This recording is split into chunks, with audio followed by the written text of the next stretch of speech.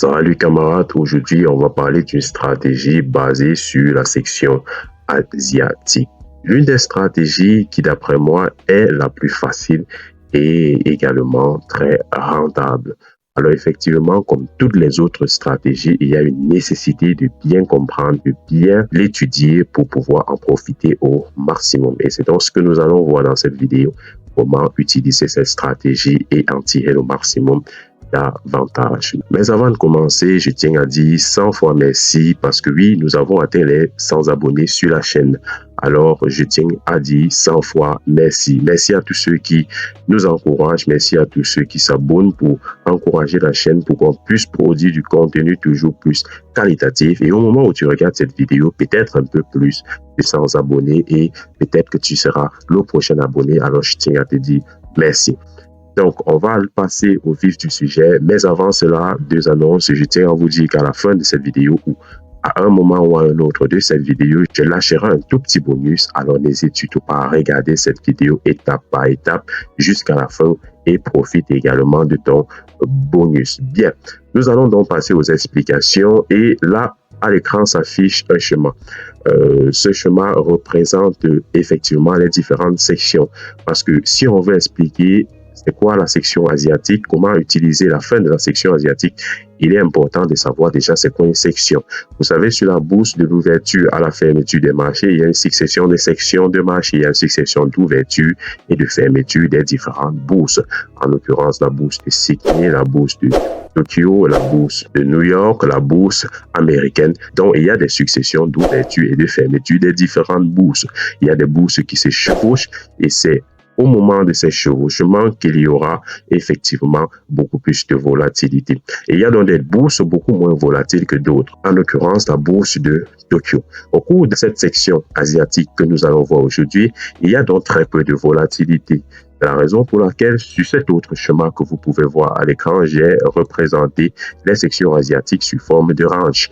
Tout simplement parce qu'il y a très peu de volatilité, très peu de liquidité au cours de ces différentes sections. C'est justement cette insuffisance de liquidité sur les marchés qui va causer par la suite, à la fin de cette section, un mouvement intéressant qu'on pourra effectivement trader. Alors, effectivement, cette stratégie se base non pas sur la section asiatique, mais sur l'étude du marché à la fin de la section asiatique. C'est une stratégie assez simple, comme je le disais, tout simplement parce que, en théorie, c'est très simple. Théoriquement, on vous dira que si à la fin de la section asiatique, le marché vient liquider le haut de la section asiatique, il faudra vendre sur ce marché et targeter le plus bas de la section asiatique.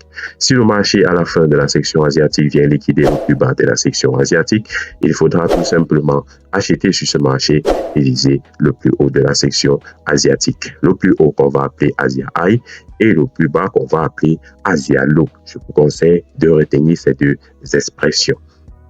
Donc, on commence tout de suite avec notre première section asiatique sur ce chemin-ci. Notre première section asiatique ici est un marché en range. Nous avons eu ici la clôture de la section asiatique. Le marché a commencé un mouvement haussier sans revenir liquider le plus bas de la section asiatique. Donc, on patiente et on regarde le marché monter. Une fois qu'on a liquidé ici le plus haut de la section asiatique, on va donc tout simplement chercher un point d'entrée à la vente. On va donc essayer de vendre le marché à ce niveau, targeter les plus bas avec un stop loss légèrement plus haut et targeter ici les plus bas de la section asiatique. Donc, très simplement, cette stratégie s'utilise de cette façon-là. Vous allez vous demander, mais est-ce que c'est effectivement aussi simple? Eh bien oui, lorsqu'on a liquidé l'Asia High, il faut tout simplement prendre position à la vente et targeter l'Asia Low en attendant que le marché revienne toucher l'Asia Low. Et lorsque on est sur un marché qui n'est pas un marché en tendance, qui est beaucoup plus un marché en range, ça sera aussi simple que ça. Mais lorsqu'on commence à entrer sur un marché qui est en tendance, en l'occurrence haussière, comme ici, avec des liquidations et des plus hauts de plus en plus hauts, comme ici nous avons des plus hauts de plus en plus haut. Et là, qu'est-ce qui va donc se passer? On va tout simplement anticiper et vouloir prendre des positions à l'achat. Et donc, si vous avez regardé les autres concepts que nous avons vus sur cette chaîne YouTube, en l'occurrence, la stratégie sur les structures de marché, la stratégie sur les order blocks, la stratégie sur les supply and demand, la stratégie sur les zones d'accumulation, ainsi de suite.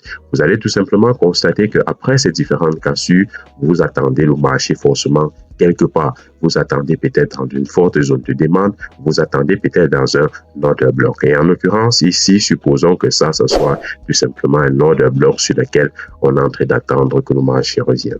Donc, on va patienter, on est plutôt dans un sentiment haussier, on a un biais directionnel qui est haussier et là, on se dit, OK, lorsque le marché atteindra notre zone d'order block, on pourra commencer à acheter sur ce marché-là.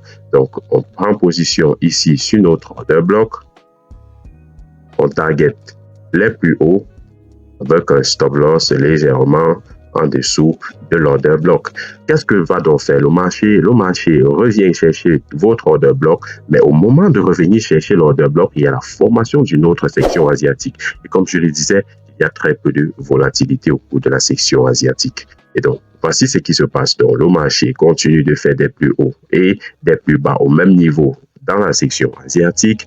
La fin de la section asiatique arrive donc. Et donc, qu'est-ce que fait le marché? Le marché liquide ici le plus bas de la section asiatique. Une fois que le marché a liquidé le plus bas de la section asiatique, d'après ce qu'on a vu, c'est qu'il faut tout simplement commencer à prendre des positions acheteuses. Mais à quel moment est-ce qu'il faut prendre la position acheteuse? Ça devient encore plus intéressant lorsque vous avez déjà une zone et vous complétez cette zone lorsque vous avez déjà associé deux stratégies. En l'occurrence, ici, l'association de la stratégie sur les order blocks et la stratégie sur la section asiatique. Parce qu'après avoir liquidé le bas de la section asiatique, le plus grand du boulot reste à savoir à quel moment entrer sur les marchés. Est-ce qu'il faut entrer? Est-ce qu'il faut se précipiter sur les marchés? Si tu te précipites sur les marchés, tu entres dès la cassure ici du plus bas de la section asiatique, le marché va tout simplement continuer et te liquider pour rechercher l'order block.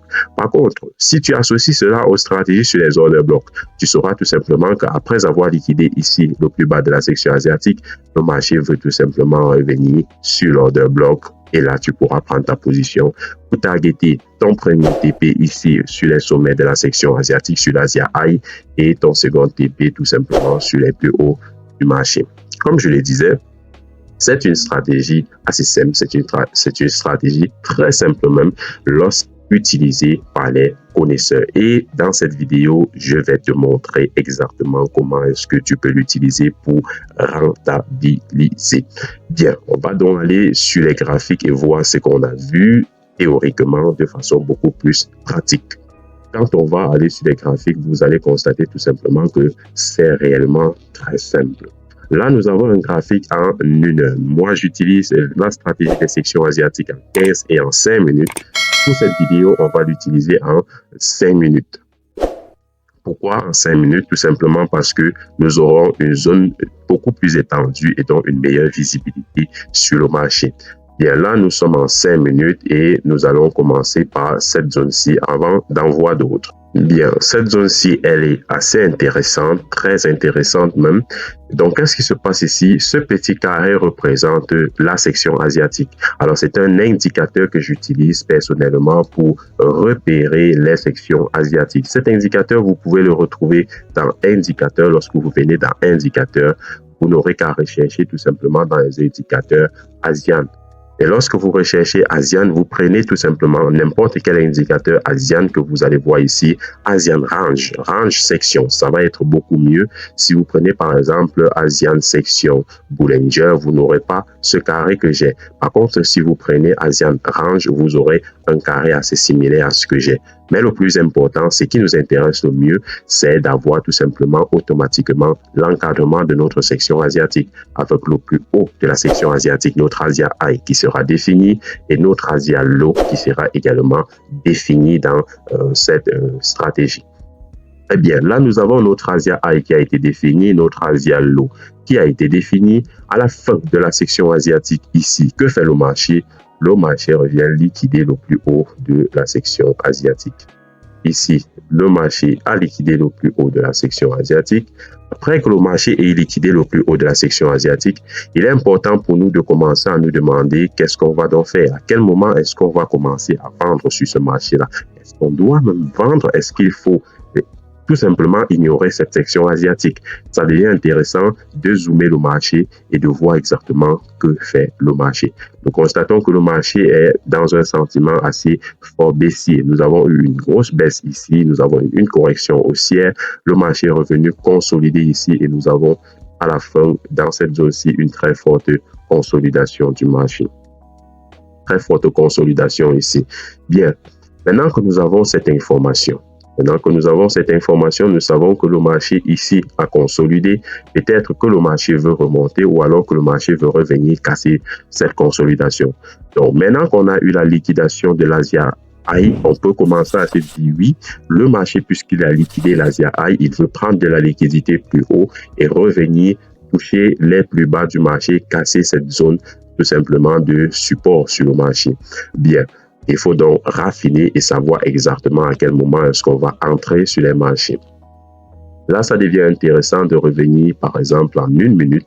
Mais avant d'aller en 1 minute, il est important de savoir qu'est-ce qui se passe ici. Bien, là, nous avons la succession d'informations des plus bas. La meilleure façon de savoir à quel moment est-ce qu'il faut acheter, à quel moment est-ce qu'il faut vendre après la liquidation de la section asiatique, c'est de tout simplement vérifier si on commence à avoir vraiment des change of structure. Là, nous avons la succession de la formation des plus hauts de plus en plus hauts, des plus bas de plus en plus hauts, et donc nous sommes effectivement sur une continuation haussière. On va donc raffiner cela en 1 minute. Voilà, là nous sommes sur la même position, mais en 1 minute. En raffinant en 1 minute, on constate que là, on a eu effectivement la liquidation de notre Asia High. Nous avons la continuation de formation des plus hauts de plus en plus hauts et des plus bas de plus en plus bas. Et là, ça devient intéressant de suivre le mouvement pour savoir jusqu'où est-ce que nous allons aller dans cette continuation haussière. Nous formons toujours des plus hauts de plus en plus hauts et des plus bas de plus en plus haut. Un dernier plus haut ici, nous avons un plus bas, un autre plus bas ici. Ça devient intéressant lorsque ici nous avons la formation d'un plus haut. Ici nous avons eu la formation d'un plus haut qui est tout simplement un peu plus bas que le précédent plus haut. Nous sommes déjà sur une change of structure. Nous avons eu ici la formation d'un plus haut, une accélération baissière avec 5 bougies baissières très vigoureuses et nous avons eu un retour haussier avec un pullback qui ne revient pas toucher le précédent plus haut. Là, ça devient intéressant parce que nous sommes effectivement en train de changer de tendance. Littéralement, nous sommes en train de changer de structure. Et puisqu'on est en train de changer de structure, ça devient alors intéressant de nous dire à quel moment est-ce qu'on va entrer sur le marché. On peut donc dessiner cet order bloc, prendre position sur cet order bloc-ci. On va donc commencer à shorter le marché. On va shorter le marché parce que oui, on a déjà eu ce qu'on voulait. On a eu un change of structure. On va donc shorter le marché à ce niveau avec un stop loss légèrement au-dessus et on peut à ce moment targeter les plus bas au niveau du précédent de notre Asia Low. On peut targeter notre Asia Low. Là, nous sommes pratiquement sur un risk to reward de 1 pour 10. Donc, vous constatez que grâce à cette stratégie, on peut avoir de très, très bons risk to reward. Alors, bien sûr, vous allez me dire que oui, mais le marché n'est pas allé jusqu'à rechercher l'Asia Low. Soit le marché n'est pas allé rechercher jusqu'à l'Asia Low, mais c'est tout simplement pour vous faire comprendre qu'il n'y a pas de stratégie ultime sur le marché. Cette stratégie marche, mais elle ne marchera pas à tous les coups. Mais en l'occurrence ici, qu'est-ce qu'on constate, c'est que pour quelqu'un qui suit cette chaîne YouTube, pour quelqu'un qui regarde les vidéos qu'on poste régulièrement, tu dois forcément connaître notre stratégie sur le money management. Si tu as un bon money management, comme on l'a vu sur cette chaîne YouTube, tu auras tout simplement un stop loss qui a évolué progressivement tout au cours de ce mouvement. Et avant même que le marché n'arrive ici pour un RR de pratiquement 1 pour 8, tu ne vas pas tout de même me dire que tu as réussi à avoir un RR de 1 pour 8 et tu as tout reperdu parce que tu cherchais un RR de 1 pour 10. Non, pratiquement ton stop loss devrait déjà avoir évolué jusqu'à se trouver dans cette zone-ci. Et là, tout simplement, tu n'aurais pas perdu sur ce marché, tu aurais tout simplement été gagnant. Tu te serais certes fait stopper sur ce marché, mais tu te serais fait stopper en stop winner. Eh bien, on va tout simplement continuer. Ce n'est pas le seul exemple. Il y a chaque jour des sections asiatiques, comme on l'a vu en début de vidéo. Et chaque fois qu'il y a des sections asiatiques, il y a de l'argent à se faire. Bien. On va retourner en 5 minutes de section asiatique. Et là, nous sommes effectivement sur une autre section asiatique. Comme je le disais, ce qui nous intéresse, c'est l'Asia High et l'Asia Low. Là, nous avons notre Asia High. Le marché est revenu liquider l'Asia High avec quelques petites bougies et le marché a directement continué à la baisse. Alors, effectivement, lorsque le marché liquide l'Asia High de cette façon-ci et continue très vite à la baisse, il devient assez difficile de trouver le bon timing pour entrer sur le marché. Et c'est là que j'ai pour habitude de dire, lorsque vous avez raté le train, vous n'avez pas pu entrer sur le marché, eh bien, n'essayez pas de poursuivre le train déjà en marche. Il faut tout simplement laisser couler et attendre le lendemain si votre stratégie est uniquement basée sur les sections asiatiques. Alors, pourquoi est-ce que je dis cela? Parce que chaque jour, il y a des sections asiatiques. 365 jours, 365 sections asiatiques. Alors, pourquoi est-ce que tu vas essayer de cramer un compte pour une seule section asiatique alors que tu as toute la vie pour en avoir autant que tu veux et prendre des profits? Donc, il faut tout simplement savoir se dire stop, je n'ai pas pu prendre cette section asiatique, donc je ne vais pas poursuivre le train déjà en marche. Mais pour ceux qui étaient effectivement devant les graphiques, très concentrés, qui ont vu cette section asiatique, je vais donc vous montrer comment est-ce que vous aurez pu prendre ce train-ci avant qu'il ne se mette effectivement en marche. Alors, comme je le disais, lorsque vous avez identifié votre section asiatique, il est important de regarder la structure de marché. Donc, sur quelle structure de marché sommes-nous? Là, en l'occurrence, nous sommes sur un marché assez baissier. Nous avons eu ce fort mouvement baissier. Nous avons par la suite eu une correction haussière pour arriver dans cette zone-ci où nous avons eu la formation effective de notre section asiatique. Nous avons à la fin de la section asiatique eu ici la liquidation du plus haut de la section asiatique. Maintenant, ce qu'il nous reste à faire, c'est raffiner sur du 1 minute pour voir exactement à quel moment est-ce qu'on a pu entrer sur le marché. Donc voilà, en 1 minute, on commence à avoir un réel mouvement. Là, nous sommes en 1 minute et puisque nous savons déjà que nous avons liquidé ici notre plus haut de notre section asiatique, nous allons donc rechercher le bon moment, le bon timing pour entrer sur le marché et essayer de prendre le maximum de profit. Alors, nous avons donc liquidé ici notre plus haut de la section asiatique. Après avoir liquidé cette mèche de bougie qui a liquidé le plus haut de la section asiatique, a très vite été rejetée. Après ce rejet ici, nous patientons effectivement parce que quoi que nous avons liquidé le plus haut de la section asiatique, nous n'avons pas encore liquidé le plus bas de cette autre bougie. Comme vous avez vu, comme expliqué sur le précédent mouvement de section asiatique, nous avons continué à regarder pour voir à quel moment est-ce que nous commençons vraiment à avoir une change of structure. Quoi que nous avons liquidé le plus haut, nous n'avons pas liquidé le plus bas et là nous continuons à former des plus hauts de plus en plus hauts et des plus bas tout simplement de plus en plus hauts. Donc là, qu'est-ce qu'on a ici?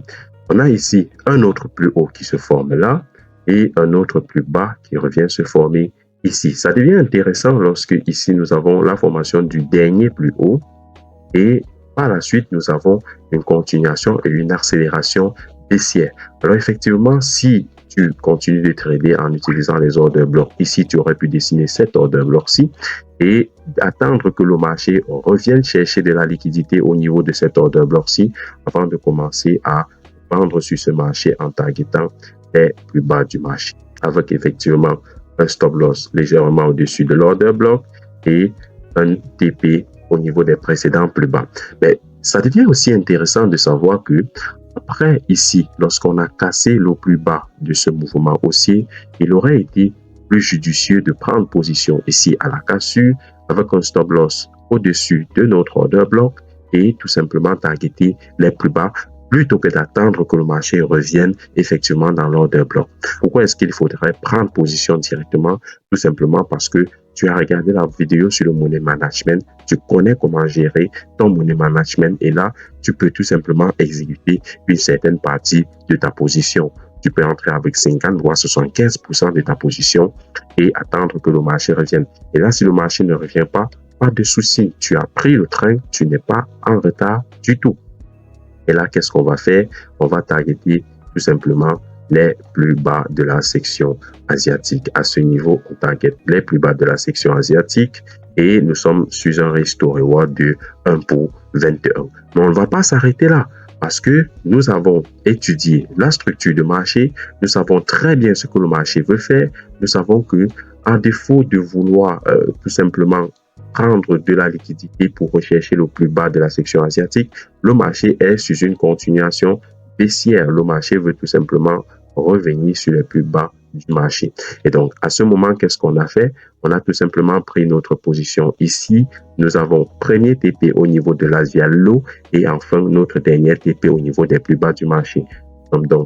Nous sommes donc sur un Resto Reward de 1,54. Très bon Resto Reward. Et vous constatez qu'après cela, le marché a accéléré à la baisse pour tout simplement venir nous targeter.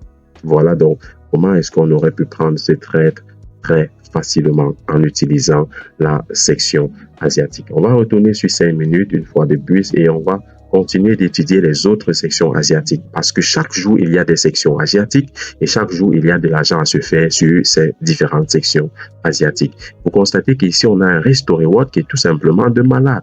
Regardez où se situe notre stop loss et où se situe notre take profit. Ça a l'air malade, mais ça se passe exactement comme ça. Lorsque vous avez bien compris les structures de marché, lorsque vous avez bien compris les différentes stratégies, le money management qu'on a développé sur cette chaîne YouTube, lorsque vous associez cela tout simplement aux différents concepts de section, en l'occurrence la section asiatique. Là, on a une autre section asiatique assez intéressante. Et effectivement, au cours de cette section asiatique-ci, il fallait être très patient pour en profiter. Je vais vous expliquer pourquoi. Là, nous sommes sur une section asiatique. Nous avons le plus bas de la section asiatique, notre Asia Low, et ici le plus haut de la section asiatique, notre Asia High. À la clôture ici du marché, à la clôture de la section asiatique, le marché continue un mouvement baissier. Donc, du plus haut de la section asiatique, le marché va continuer un mouvement baissier pour rechercher les plus bas de la section asiatique. Et là, nous avons eu ici la cassure du plus bas de notre section asiatique. À ce niveau, nous avons eu la cassure du plus bas de notre section asiatique avec cette mèche. Alors, est-ce qu'il fallait directement se précipiter et entrer sur le marché après la cassure ici du plus bas de notre section asiatique? Eh bien, je pense que non. Non, pourquoi? Parce que nous avons effectivement eu la cassure de notre section asiatique, mais nous n'avons pas eu de confirmation. Nous n'avons pas eu de mouvement de confirmation effective de cette cassure-là. Et donc, on aurait pu tout simplement attendre. Ici, nous avons un premier plus haut. Nous avons un premier plus haut ici. Une très forte, une très grosse bougie rouge baissière. C'est effectivement ici comme une bougie de contrôle. Nous avons ici une accélération baissière, une bougie de contrôle. Nous avons par la suite eu la cassure du plus bas de la section asiatique. Pour mieux comprendre le concept de bougie de contrôle et tout, regardez nos différentes vidéos sur les bougies japonaises, vous allez mieux comprendre. Et là, ici, qu'est-ce qu'on a eu? Nous avons eu la cassure ici du plus bas de notre section asiatique, mais nous devions tout simplement attendre d'avoir la cassure du plus haut de notre bougie de contrôle ou alors une nette évolution du marché pour sortir de la bougie de contrôle. Et c'est ce qui s'est passé ici. Nous avons eu 3 bougies, 3 accélérations baissières pour sortir de la bougie de contrôle. Et par la suite, nous avons eu un très bon concept que nous avons effectivement développé déjà sur cette chaîne YouTube, un avalement haussier. À ce niveau, nous avons eu un avalement haussier. Bien, en dehors de cet avalement, on constate tout simplement ici que nous sommes revenus casser ce plus bas ou effectivement, littéralement casser le plus bas de notre section asiatique. Après avoir cassé le plus bas de notre section asiatique, pour celui qui ne connaît pas les bougies japonaises, ne connaît pas le concept d'avalement et tout, si on avait dessiné ici notre order block, on aurait tout simplement pris notre position acheteuse lorsque le marché est revenu dans cet order block pour confirmer effectivement qu'il y a change of structure. Et là, on aurait pu simplement avoir ici notre stop loss et targeter les plus hauts de la section asiatique. Ici, les plus hauts de la section asiatique. Nous sommes donc là sur un Resto Reward de 1 pour 4. Pour quelqu'un qui tout simplement attend d'avoir une confirmation avec notamment la cassure des plus hauts, comme nous avons expliqué précédemment, il aurait tout simplement pris sa position ici avec effectivement un stop loss au niveau du plus bas là et targeter également le plus haut de la section asiatique. Effectivement, là, nous sommes sur un risk to reward pratiquement de 1 pour 2 avec 1,97. Très peu, mais suffisant pour se faire de l'argent sur les marchés financiers. Et si on avait raffiné ici, si on raffine ici sur du 1 minute, on va tout simplement avoir quelque chose d'encore plus intéressant, d'encore plus productif. Bien, on va continuer et on va aller voir sur d'autres sections asiatiques. On va se faire une dernière section asiatique parce que ce n'est pas forcément le nombre d'exemples qui compte, mais c'est la compréhension effective de tout ce qu'on explique pour cette section asiatique. Comment est-ce que vous allez réussir à vous faire de l'argent en utilisant ce concept de trading par ces sections asiatiques. Bien, là, nous avons un autre exemple, toujours de section asiatique. Nous avons eu ici une tendance assez haussière au cours de la section asiatique. Alors, comme je vous ai expliqué en début de vidéo, au cours de la section asiatique, nous n'avons pas beaucoup de volatilité. Nous avons régulièrement des marchés en hanche. Mais nous pouvons également avoir des marchés en tendance, quoique la tendance ne sera pas très explosive. En l'occurrence, ici, nous avons une évolution au cours de cette section asiatique de pratiquement 13 pips sur le marché, 13,5 pips sur le marché. Et là, nous avons une section asiatique qui s'est clôturée ici avec notre Asian High. Et là, nous avons une autre Asian Low. Il est donc question de voir est-ce que notre Asian High a été liquidé et qu'est-ce qu'on veut rechercher. Effectivement, oui, nous avons eu la liquidation de notre Asian High avec cette bougie. Cette mèche de bougie est venue ici liquider notre Asian High. Et après la liquidation de notre Asian High, on a eu la recherche de notre Asian Low. Et ici, est-ce qu'on aurait pu prendre position sur ce mouvement? Oui, on aurait pu prendre position sur ce mouvement. Après la liquidation ici de notre Asian High, nous avons déjà constaté que qu'est-ce qu'on avait précédemment? Nous étions sur une tendance baissière, correction haussière et continuation baissière. Une tendance qui est également légèrement en range. Et donc, qu'est-ce qui se passe ici? Nous avons la liquidation ici de notre Asian High. Si tu associes ceci à d'autres stratégies de trading, d'autres éléments de stratégie de trading que nous continuons d'expliquer sur cette chaîne YouTube, tu devais tout simplement constater que nous avions ici. C'est vrai que je n'ai pas encore fait de vidéo concernant l'ORSI. D'ailleurs, mets-moi en commentaire si tu as envie que je te fasse des vidéos sur les indicateurs de trading que j'utilise personnellement. Je serai ravi de t'expliquer tout cela. Donc, si moi j'associais cela à mon RSI, je devais tout simplement constater que après la liquidation ici de notre Asian High, nous avons eu une divergence baissière et là, je ne devais pas attendre que le marché aille plus haut. Je devais tout simplement prendre position directement sur ces 3 bougies vigoureuses baissières que nous avons eues après la liquidation et avec tout simplement mon stop loss là et mon TP sur les plus bas de la section asiatique. Je suis là sur un RRE 1 pour 5. Si tu ne connais pas les différents concepts liés aux indicateurs de trading, alors nous allons tout simplement voir comment est-ce que tu aurais pu anticiper sur ce mouvement fort baissier pour en profiter et avoir un très bon trading. Bien, nous avons ici la liquidation du plus haut de notre section asiatique. Par la suite, nous avons une continuation baissière avec des bougies qui continuent d'être rouges.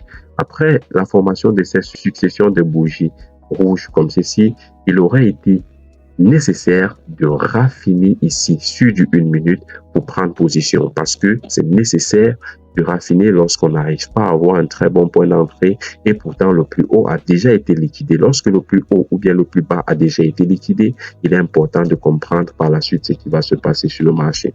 En l'occurrence, ici également, nous avons eu la liquidation du plus bas, mais tout simplement, nous devions tout simplement targeter les plus bas du marché, les plus bas de la section.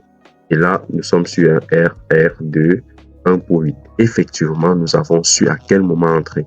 Et c'est ça le plus dur à avoir sur ce marché. Nous savons que lorsqu'on a liquidé l'Asian High, on va tout simplement rechercher l'Asian Low.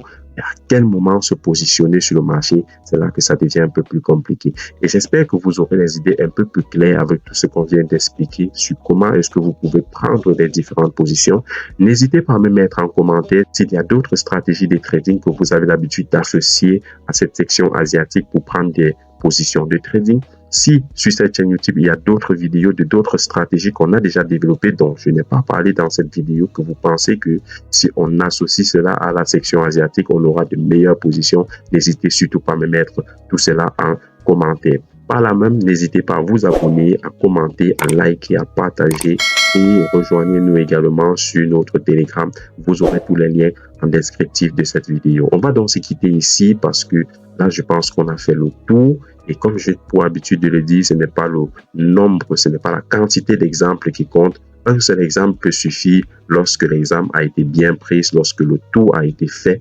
N'hésitez pas à me mettre également en commentaire si vous avez encore des zones d'ombre, si vous ne comprenez pas certaines choses.